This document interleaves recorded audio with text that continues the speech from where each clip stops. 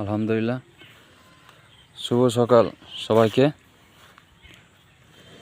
তো চলে আসলাম আবার ভাল্লুকা, ঢাকা থেকে রাত্রে ভাল্লুকা চলে আসলাম।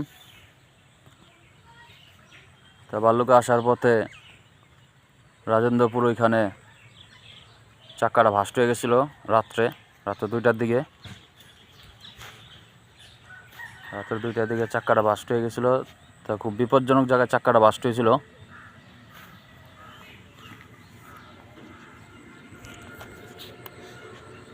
তা যাক, আল্লাহর রহমতে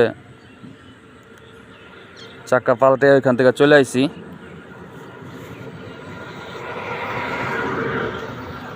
নয়তো ফাঁকা জায়গা হইলে হয়তো বিপদ হইতে পারতো বড় ধরনের। এই দেখেন চাক্কাটা কি পরিমাণে ভাস্ট হয়েছে। তো লোড গাড়ি ছিল বেদায় পাল্টাইতে একটু কষ্ট হয়েছে। চাক্কাটা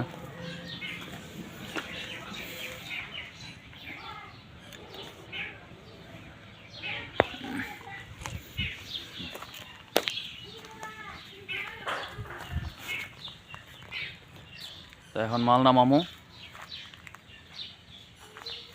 এখন লেবার আসতেছে, মাল নামাম, গাড়ি লাগাইতে হইব। এটা পুরো একটা গ্রামের মতো।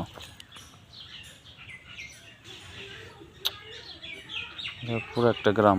সকালের কুয়াশায়